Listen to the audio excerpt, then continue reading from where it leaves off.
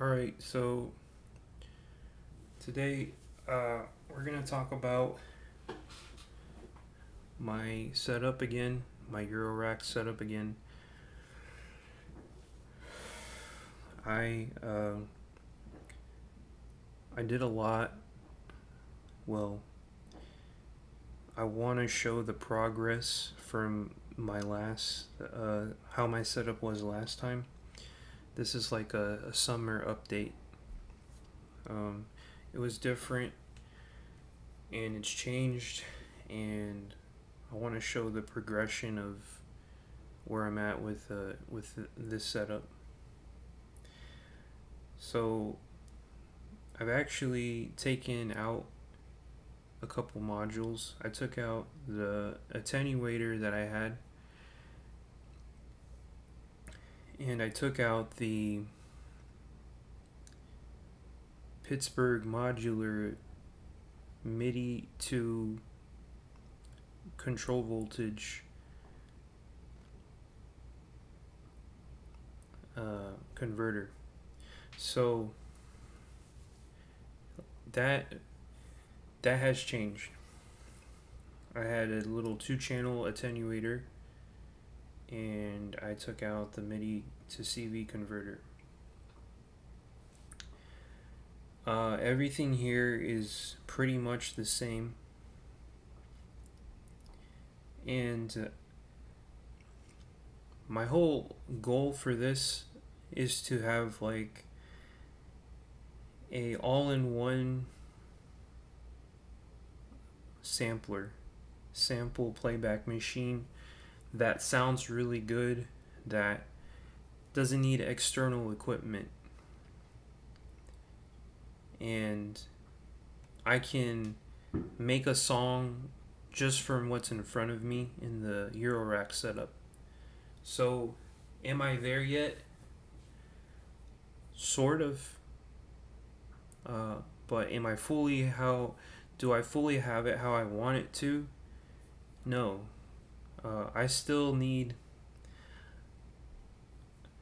The whole goal with this setup is to have it to where all I need is to connect it to power, and I don't need my computer. I don't need any external equipment. That's the goal. And I want to be able to use it idle by itself. And it's not anywhere near that. Right now, right now I have a lot of external things making this work currently. So, and also another goal is to have it as compact as possible, meaning to not have so much going on, like so much taking up so much space, just keeping it conformed to a small space. I want it to be like a breath of fresh air when I like walk up to it. Well, first of all, I want it to be, inviting to use. Like, I want to be able to just dig in and start making music. But also, I want to not be overwhelmed, which for some people, like, this already can be overwhelming. But for me, this is like, I already know what's going on, and I've seen stuff like this all the time. But like, it's not. This is the amount of space that's taken up, and the fact that everything's in front of you is like what I want to would like to have in a setup. And it's much better than having like tons of equipment, being surrounded by tons of equipment, and it's overwhelming. Like, I don't want to like do that. I want to have everything together, and even like have it to be portable. That would be amazing. It's pretty much, as long as you can find a power source, it can be pretty much like as portable as possible. Okay.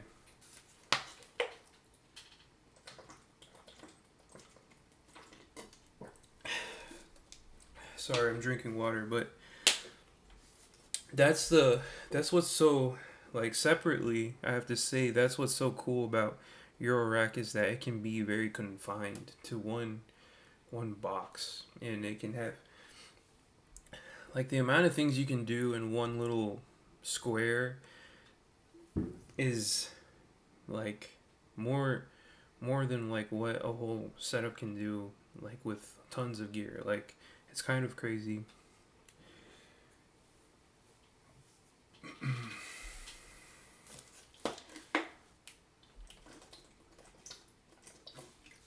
The only problem the only problem is that like there's no synthesizer in here, and I want to show like what it is now, but actually we're going to go into a website called Modular Gear, and we're going to show like what it could, what I'm going for, what kind of setup I'm going for, and I'm going to walk through and explain it. So let me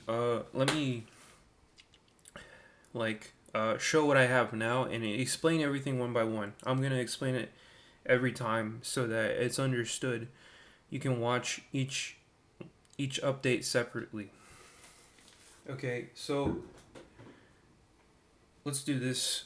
So this is, first of all, my opinion, this setup currently is awesome. Like, I love this setup. It has one mono output right here.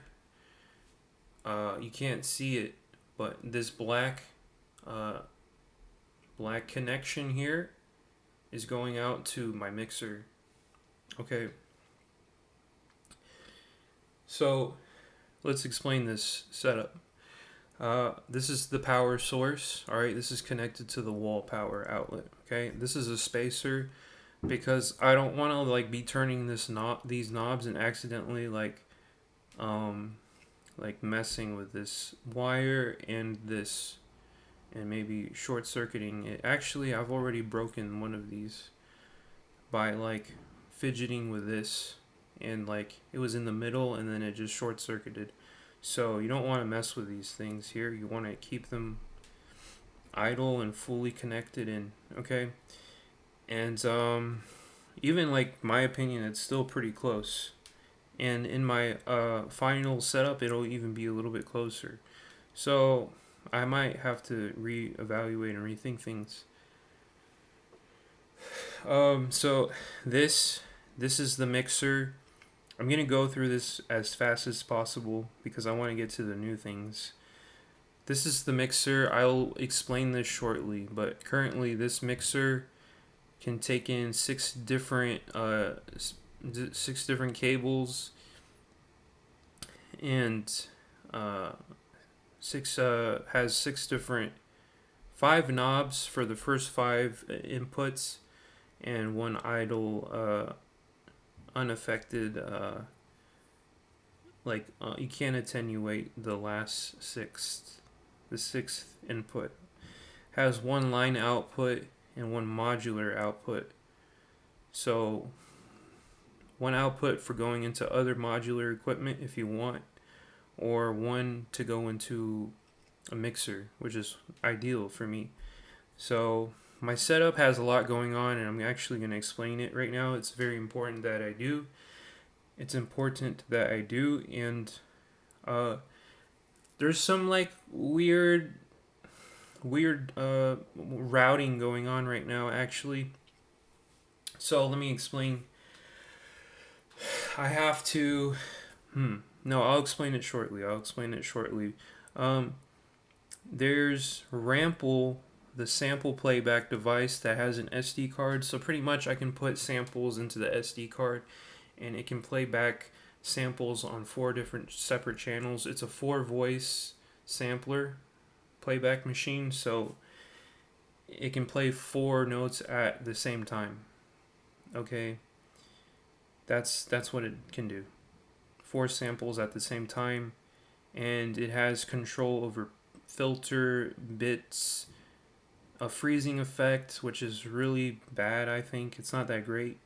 It's not awful, but it's not so good. And it has pitch changing as well.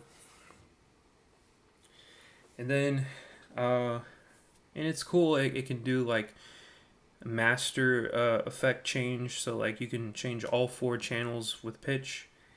and it has the CV control, which is actually fantastic because it has assignable CV, which means that you can send a control voltage signal from here, okay, put it into here, and it can modulate or change one of the effects live as the sequence is going from the controller.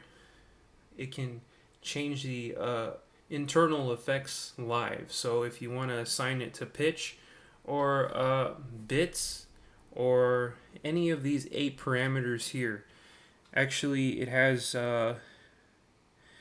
start and end points. So like if you think about it like this, if you have a sample that has like it goes on for a while and the sample plays, then it can play different start points of that sample so that the sample sounds different every time. It's not just the beginning of the sample. It doesn't play from the beginning, but it chooses a randomized start point, which is what this thing does actually.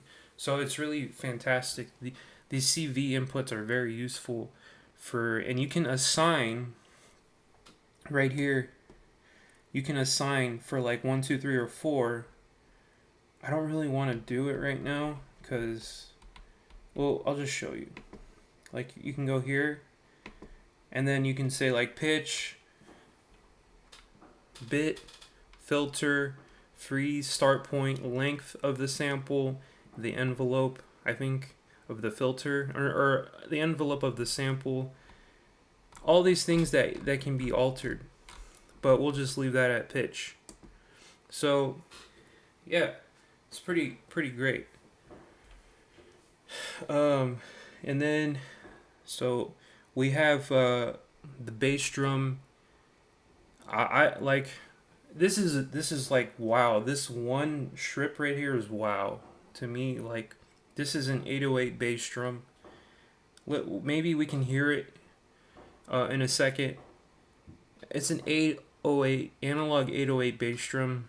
I don't know like how much more like happier you can, like how much better it can get than that. Like seriously, it's a pretty decent representation of an 808 bass drum. It's awesome. It sounds analog. I think pretty sure it is 100% analog circuitry. Any of this stuff, correct me if I'm wrong. Just a little speck of dust there. I hate looking at dust on this. And then let's get into this is the more important part. This whole thing here. This is the Squarp Rample. This is the Squarp Hermod. This is the Tip Top Audio BD808 for bass drum 808. Let me explain, based off of the Roland synthesizer, the Roland drum synthesizer, okay, that can play, it's the black synthesizer that has like the colorful little buttons on the bottom, like the orange, red, yellow, I think buttons is the color scheme on the bottom, and then you can't miss it. Like if you see the synthesizer, you'll know what you're seeing. It's very iconic, and basically the 808 is what's used in rap songs for the bass. You can make bass out of this sound here.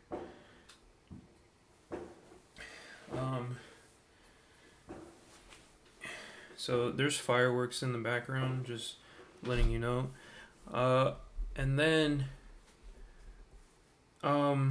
we have what do you call this? Okay, so this is a MIDI. This is a sequencer, and this can do a lot of things. And this is the update. This is the new thing that is added to this system here, and I'm not gonna get too into it, but I'm gonna kind of explain things a little bit. A little like what it can do.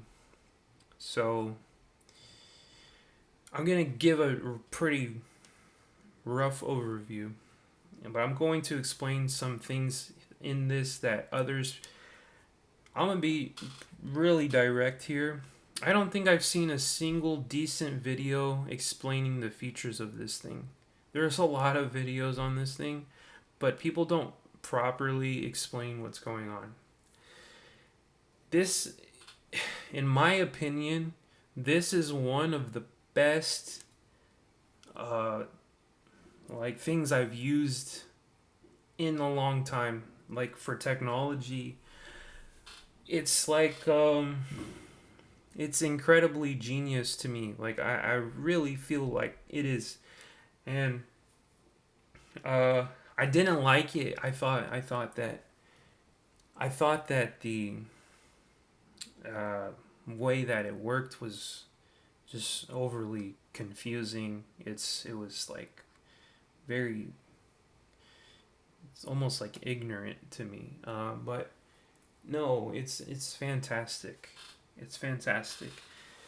It's easier than it looks actually to use. So it's so genius because there's so much going on in a small amount of space. I think that's what's so good. So pretty much there's this little screen here. This screen is important because this each rectangle, this is never explained in any video. I really don't think so, but I will explain it right now. Each rectangle represents a track. So 1, 2, 3, 4, 5, 6, 7, 8. There's 8 rectangles here. So you use this old style jog wheel. It's like a scroll confirm to press down to confirm type of jog wheel. It's pretty cool. Very stable and sturdy. But yeah, so you can go in to each track and get confused like I just am doing right now. Okay, but basically to select a track, you just scroll to it, and then the like one of the most important things is going to be the step and the effects. And so like on the first one, I have 2 things going on. I think you can barely read it. Unfortunately, it's only 720p right now. That's the best I can do right now, unfortunately. But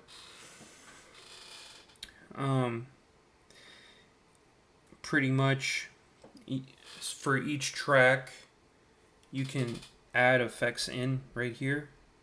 8 of them per track. So that's really fantastic. Each one has an automatic MIDI track, I believe. And to send MIDI out, you have to apply it to the second box here. But like if I wanted to add in another effect, I can just click. Let me scroll through some of the effects that you can add per track. Arpeggiator, chance. So chance is like maybe it'll hit wait, let me think about this actually, what this is. I don't know if chance is like hitting different notes, or if it's deciding to hit a note, or if it's hitting a note at a different time, like in the sequence. I don't know. It can mean a lot of things. Typically, it means that it will trigger. It may or may not trigger a note. I think that's what it means. In this instance, delay is a delay, like a delay effect. Euclidean. Okay, so this is like in the sequencer. The notes will be Euclidean based. Have a Euclidean type pattern, which is it's like evenly spread out. That's Euclidean. So like a note will go here, like on 5 notes, a note will go here and here. Or you can put it on 2, 4, and 5. No, sorry, 2, 4, and that's it. Or 1 and 2. Or 4 and 1. No. Wait, I'm getting confused. So like 1 and 3 would be appropriate. 3 and 5 would be appropriate. And then 5 and 2 would be appropriate. 2 and 4. So yeah, as long as the notes are evenly spread around along a pattern, basically. That's Euclidean. Correct me if I am wrong. Glide. I don't really understand the concept of glide. I do, but I don't want to explain it. Harmonizer, not sure what that's about. LFO. So this is important.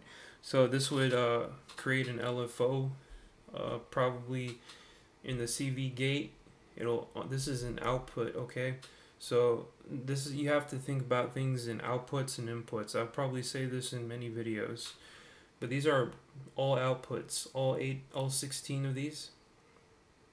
And so what will happen is an LFO will come out of here, out of the CV, and go into the control voltage inputs. So control voltage output into a control voltage input to alter the parameter here using an LFO. Got it?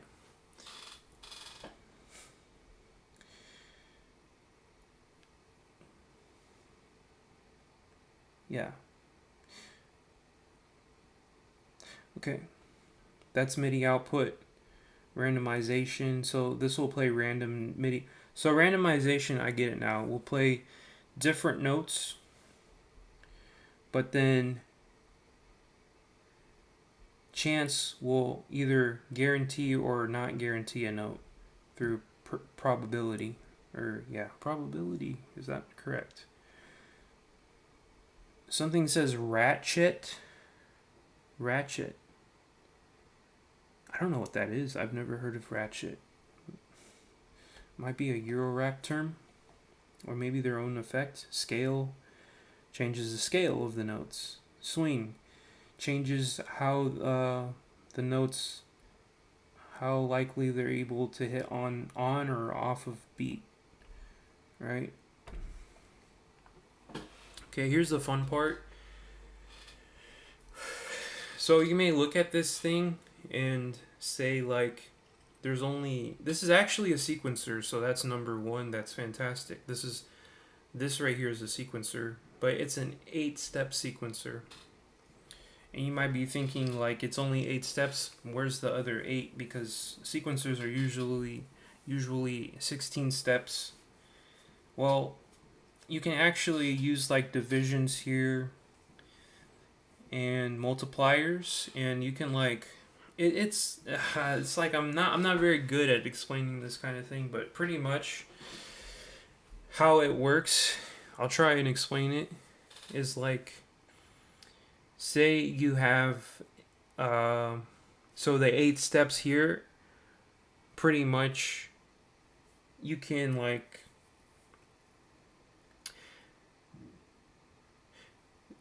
zoom in. You can zoom in, and what will happen is you can use like per step, there's 4 chances for a note to hit per step.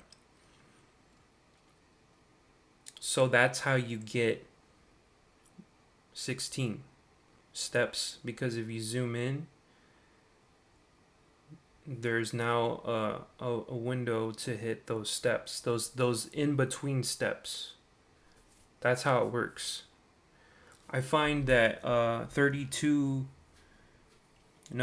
find that 4 times makes everything like let me see what I'm saying. It's like confusing to me because I've never really seen this type of thing. But I think, like, this is where the genius is that they give you 8 steps, But the fact that you're able to zoom in and then create 16, like if you zoom in, right, you now probably have like more steps to work with, because you're hitting the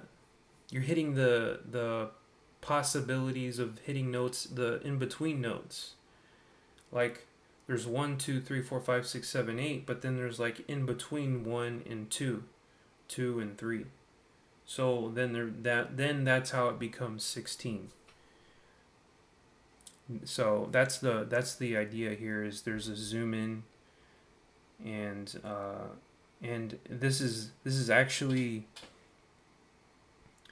this is zoom to create more steps in the sequence, and then this is the length to make the pattern longer.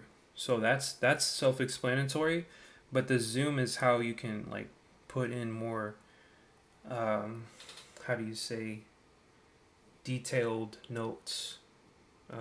That's the wrong wording, but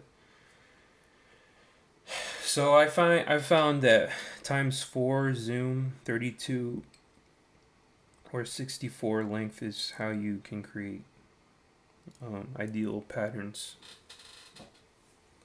that match the normal sequencers. So what's so cool is that it'll cycle through, like if I, so we're gonna hear, actually we're gonna, okay, let me explain something first before I press play. Let me explain the routing. So what's going on is there's a lot of MIDI going on. I'm only using this for MIDI, pretty much. MIDI is like what I'm very comfortable using. I'm not really comfortable using control voltages, and I understand the concept of gate signals. So what would happen is you send a signal from the gate, and it simply plays the sound, okay, for the duration that the gate is enabled. So like the note length, right? And a trigger is just a small burst to trigger a sound. So you want gates because gates have more control. You can make the notes longer or shorter. Triggers are really more used for drums. But what confuses me is the control voltage, because like control voltage can be changed like different things. It's used to change several parameters. And so I don't know, it's just like, it's very experimentational, and I'm not really comfortable using it, so I just use the MIDI output, goes into the MIDI input here. This has a MIDI input. These two are made to work with each other, and then this has a MIDI through, which is like a lifesaver, because you can send your note information into other synthesizers. So actually it's pretty messed up what I have right now. I'll explain it. So the MIDI is going from the sequencer into the sampler into my Roland JP8080, and then I'm telling the Roland JP8080 to have the out, to use the out MIDI out as a MIDI through, and it's going into my bass synthesizer. So I have 3 instruments connected, and I'm also sending the sound into my mixer, which is going into my compressor. And my Roland JP8080 is going into my reverb. So there's a lot of other things that are going to make this sound good. Right now, if this was alone, it wouldn't sound, I wouldn't have, first of all, 2 synthesizers. I'd be down 2 synthesizers, and I would be down quality and sound because it's not going through my mixer or my compressor. So here's how it is with everything helping it sound good. I'm gonna press play.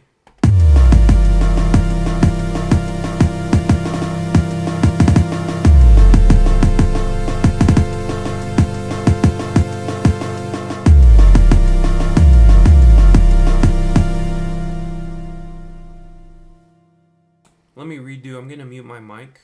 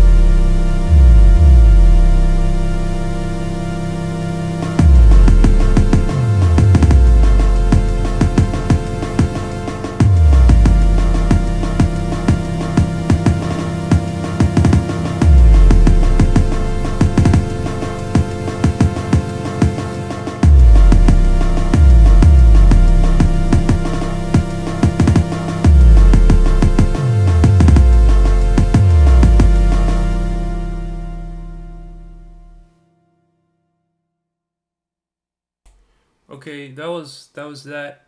So that was like a demonstration. So that's what the possibilities of there's no like computer helping this, which is fantastic. This is pretty much the computer.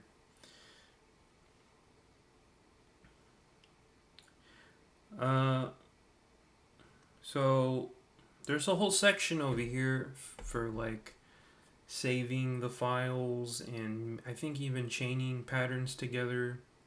So that's useful. Track is like you press track and you can either mute or select tracks through track. You have to hold track and then press which track you want. Okay, these all 8 correspond to these 8 and these 8 boxes here. And like if you mute one, okay, you can actually mute like that by pressing just the number and it'll show up that it's been muted in this box. And then you press it again and it lights up because it's enabled. And then step is you're genuinely you're able to press these in. And what's so great about this, and nowhere on YouTube does it explain this, is you can hook up a MIDI keyboard here, okay, and you're able to press a note on your MIDI keyboard, and the last note that you press is the note that will be played when you press the step in, which is helpful. So like you would have to, the slow way would be to scroll through every single note, but if you have a MIDI keyboard connected, you're able to just find the note on the keyboard, press it, and fill in the sequence a lot quicker than scrolling through and trying to find the note note by note. That's the fast way to create music. You can either play notes in, or you can program every note individually, okay, by pressing them in on the sequence. And then, so a big question of this sequencer is, can it do multiple notes for one track? Okay, so like let's say track 1, can track 1 play 3 notes at a time?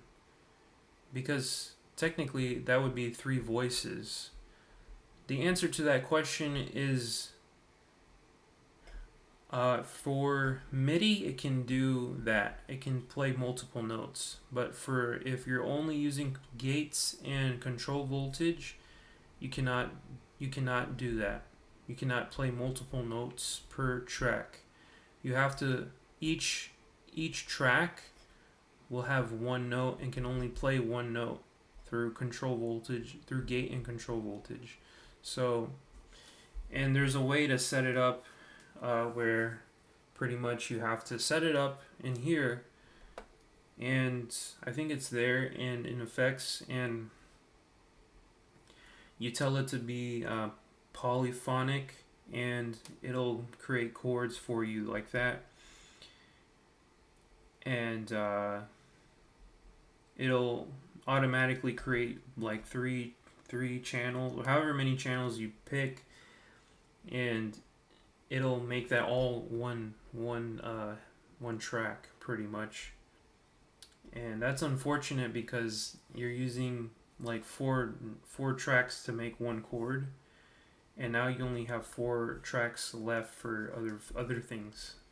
So you have to be careful with this.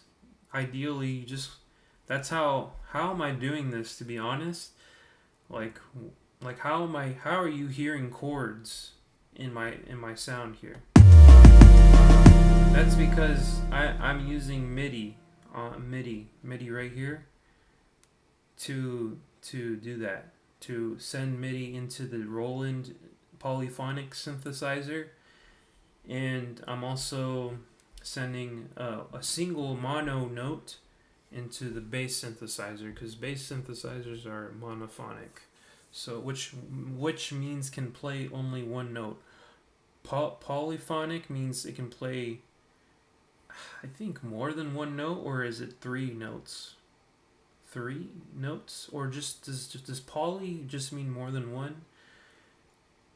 Teach me. Let me know.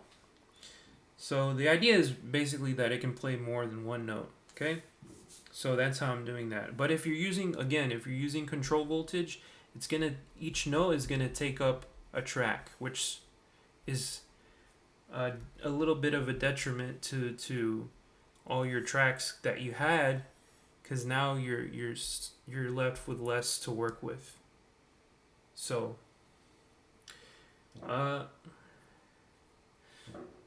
yeah, let me look. I just want to show off the step sequencer really quick, so maybe you're able to see, like, if you scroll through, this is how you see everything. Like, so you'll have like a track selected, and you can see all the notes that you applied, and this scrolls through the pattern, and it's so easy to program because it is zoomed in, and you're able to just, so whatever is in here is lit up here, and if you like press these buttons, it takes the notes out. And it's a really easy way to program sounds. Okay, just through every little section, it's like, it helps you get creative, because you're zoomed in, and you can see exactly what you want to do per little section here of the pattern. This is equivalent. Let's listen. Actually, I don't know what the length of this pattern is equivalent to.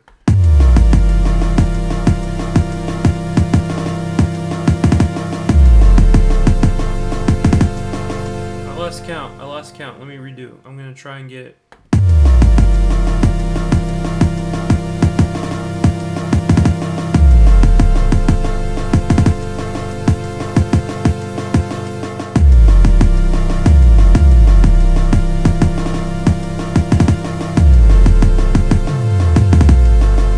Okay, so this pattern is 16 bar. 16 bar patterns together. So 16 times 16 steps of 16, pretty much. And if you do, and it can go further to 32 bars. So it's 16 bars right now. It can go into 32 bars.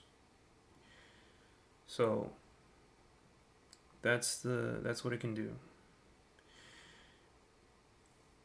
And I believe if I were to zoom in times 8, it could probably do,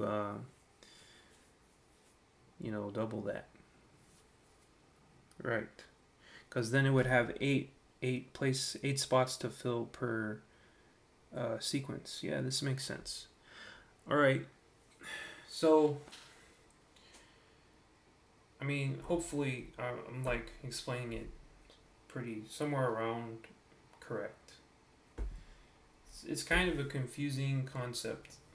Let's go in. So that's the Eurorack setup, and let me maybe some closing thoughts on it. It's awesome. It's really awesome.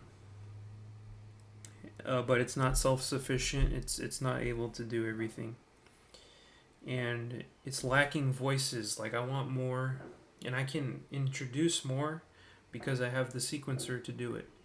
This is, tell me I'm wrong. This is the best Eurorack sequencer, is this not? Is this not the best Eurorack sequencer? 8 tracks, and each track gets its individual notes, and you can create 32, probably 64 bar patterns, and you can save them and probably link your patterns together, your projects together. This thing's amazing. This is amazing. So this is the best sequencer. Yes, it's only 8 tracks, but what exists that's better in Eurorack form? With this much control, with MIDI, this is the best. This has to be the best sequencer. I'm sure there's others from the past that are probably really good. Yeah, there probably is. And I got into this like 2 years ago. So again, like, if I'm wrong, just let me know. But I think this is a really good sequencer.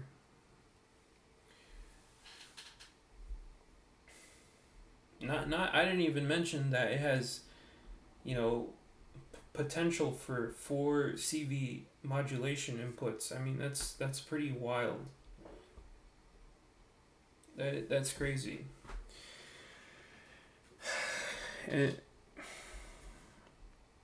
Okay, so what else? No, this is awesome. Rample, I like Rample. The bass sounds good on Rample. It's a little nasty because sometimes it has pops and clicks. Apparently there's a software update, but I don't trust software updates. But the software update says it gets rid of the pops and clicks in the beginning of the samples, and I don't know if I believe it. Software updates are sketchy. If it's the good old if it's not broken, don't fix it. Don't even try. I don't need to worry about pops and clicks. I can filter those out if I really want to. I can figure out a way.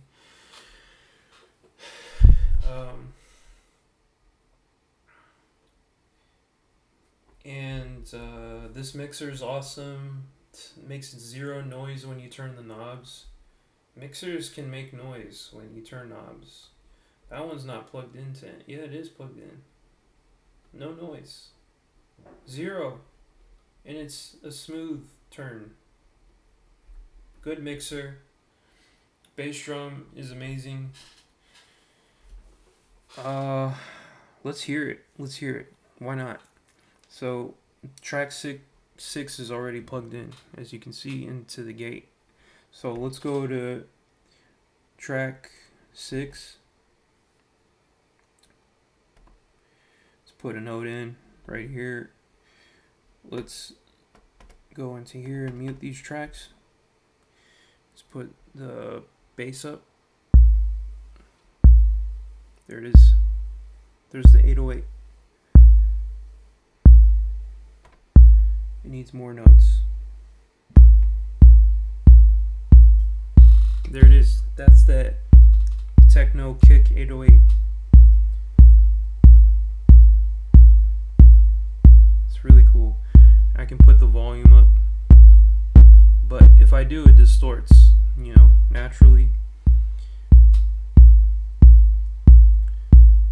sounds amazing. I'm not gonna change the knobs because I have it what I feel is at a sweet spot. So I'm just gonna pretty much mess with it. Look how good that sounds.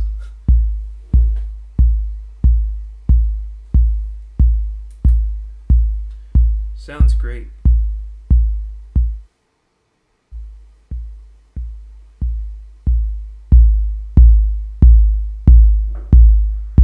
That deep bass is like that's the sound of analog. That's how good analog gear can sound. Cause like this is analog, my mixer is analog, my compressor is analog, so it's getting a very nice sound. No digital right now. The only thing, well, unfortunately, that is digital is my audio interface, but I can't do anything for that because that's how it's getting recorded into the video. I'm not gonna distort too much. I don't want to mess up my gear, like my mixers maybe. I don't know. Let's mute.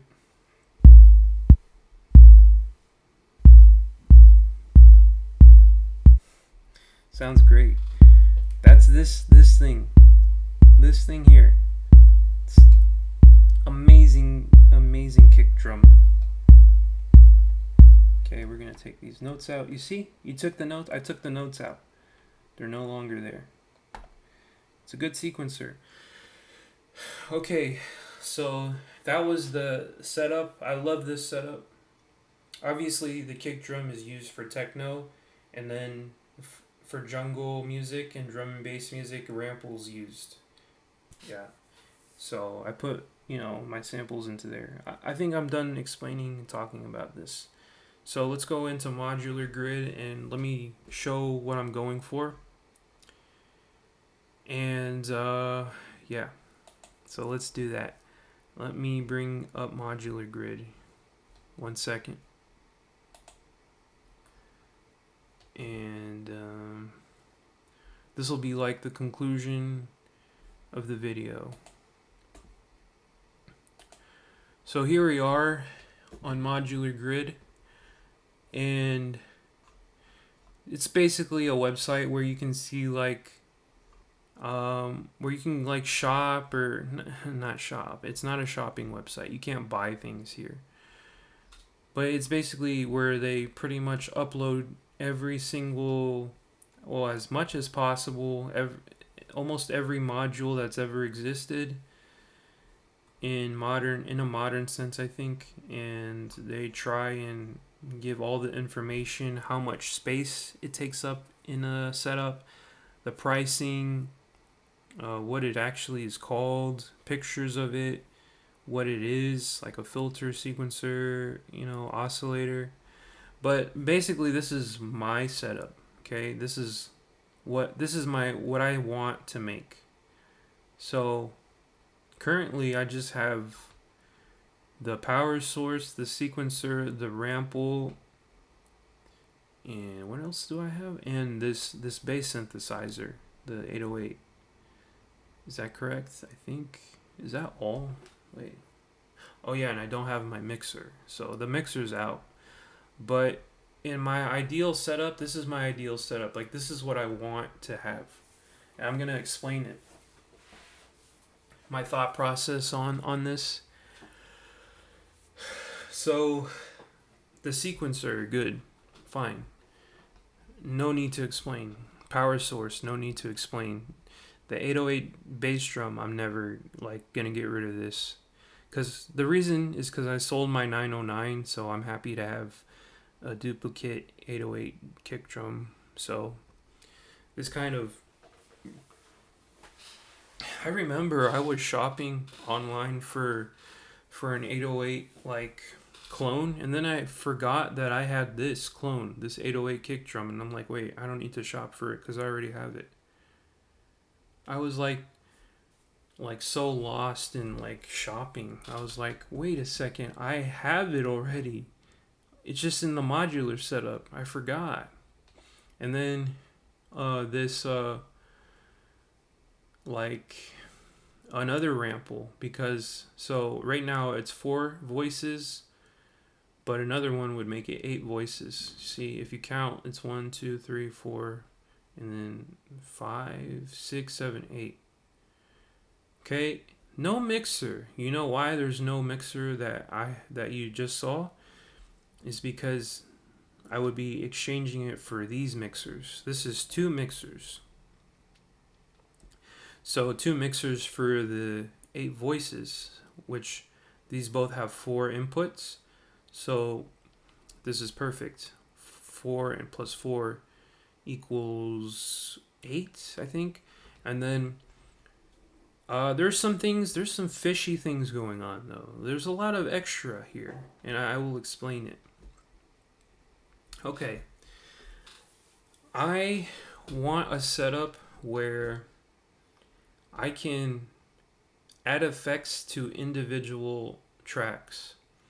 So like if I wanted to add a reverb to this, I want to just this track or these 3, I want to be able to do that. So the mixer that does that is the Tex Mix mixer for an affordable price.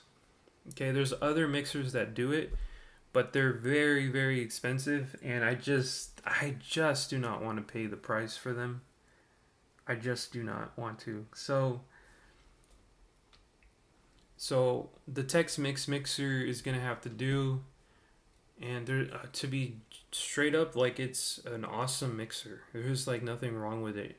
You can basically, what you can do is you can have 2 effects affecting any 8 tracks you want, because there's each knob is 1 effect. So here's 1 effect. If you want to apply an effect to this channel, you can. If you want to apply B effect to this channel, you can.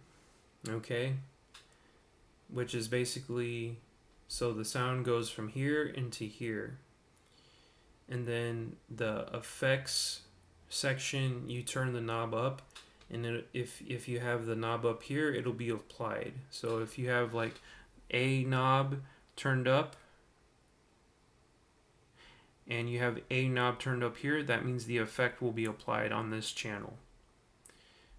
And then if you want both effects, you just turn up both effects of here, and as long as this effect is also turned up on here, then you'll hear the effects.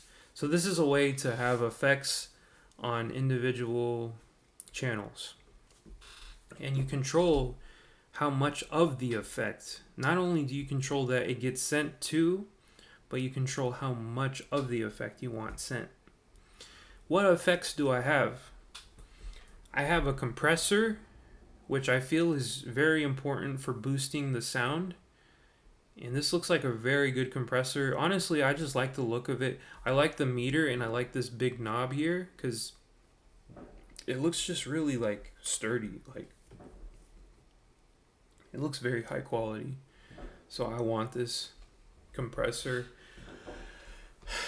I think I like the idea of parametric EQ, which is picking a frequency to boost, an exact frequency to boost. And so I would rather have parametric equalization than like one of those band frequency band equalizations where you'll boost up the audio, but some of the other frequencies will also get lifted up with it, and I don't really like that. And then so this gets a more fine-tuned equalization boost. Equalization is taking a sound within the sound, like a frequency, like the bass. Like when people say turn up the bass, you can do that in synthesizers and this stuff. You can, just turn up the bass, or you can turn up just the snares or just the hi-hats. So, but this is more precise. Parametric is a precise boost in sounds. Like a specific sound that you want to boost, this does it. So that's why I want to have a parametric equalizer as an effect. And then I have a reverb, because I love reverb, and if my stuff doesn't have reverb, I'm gonna go crazy, and this reverb will do the job. It sounds good. Then there's like more things. I really didn't know what to put in this section, but This is analog, more 808 stuff. I love the sounds of congas and from the 808 and the toms. So I mean, like, yeah, that's a good thing to pick. And then actually, I love the sounds of analog hi hats. So I added this hi hat, and hopefully, and then there's a problem here because like there's a genuine problem here because there's too many like see, I didn't think this through. Okay, so what I can do, like if I want to, if I want multiple sounds to get affected by an effect, I can send them into like at the same time. I can just send them in at least three twice. So if I want to group things together, I can send them into here and then group three over here and then only send them into one track and they'll all get grouped together. That's a way, that's a thing to do versus like sending them their own effects. It might be useful to do for percussion to put like the percussion into here that way, and then and then this is the output and it goes into here, no sorry, into the mixer, and now your percussion's only on one channel. That way you get a grouping of compression. That honestly could be a really good technique. So that's why I put this mixer here, is like you're sending a mix into another mix, and then that is getting all together. Either, you know, like if you want everything affected all together, or like if you want three sounds affected by the reverb, then you can go like three into there, in and then out, and then the reverb can go into the mixer and be mixed. And then the good thing about this is that this can send signals to like a recording device, like you know, and your speakers. So it has outputs to go into a mixer line level and a monitor to go into like monitors, okay, like monitor speakers, and then the headphones so you can hear it through your headphones. So it's the whole package here. It really is. This is the best. So I think like there's no meter, but the compressor, I think it could be a good meter to tell how loud or quiet your sounds are. So this is the setup that I want to go for. I hope it makes sense if I explained it. I don't know if this section makes a lot of sense to me, because like you don't really need this mixer because you can only do 8 channels. Like anyways, you can only control 8 channels anyways. So maybe I have to reevaluate that. Maybe there can be something different here. But no, it does make sense, because if you do want to group 3 instruments at the same time, you can. You can do it 2 times. So you can send 3 into here and then another 3 into here, and then send the outputs into one channel and then another channel, and then you have your sounds grouped together. It could sound good. Like if you want just like all your percussion in one, or if you want maybe, I don't know, anything. Maybe you have like a whole bunch of, maybe I have like a bunch of what do you call it? Synth sounds all in one, sure. And then they can all be affected by the reverb, maybe, you know, instead of having like different levels of reverb. This is actually a smart idea. Yeah, this is genius. And if it's buffered, so buffered means it uses power, and then not unbuffered means it's every input gets weaker every time, which is not good. You want it to use the power so that every input is just as loud as the other, equally loud. Okay.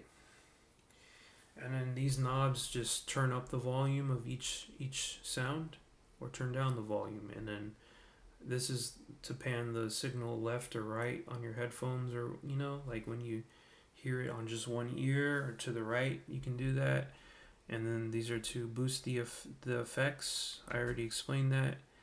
This is where the sound goes in. This is control voltage, which can be, you can probably send control voltages into these to alter the sounds.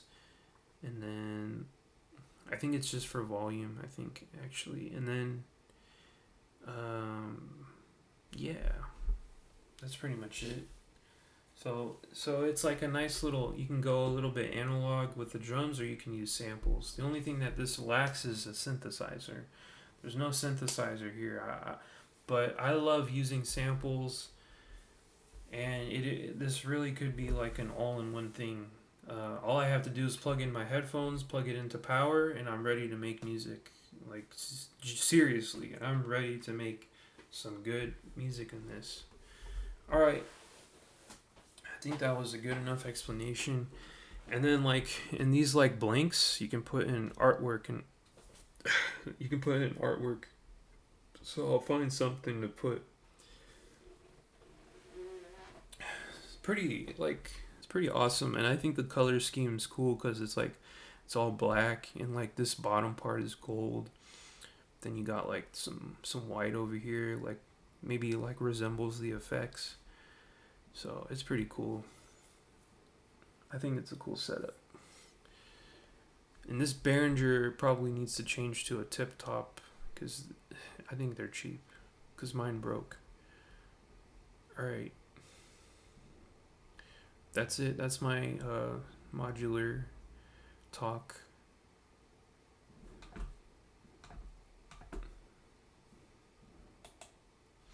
Alright, peace out.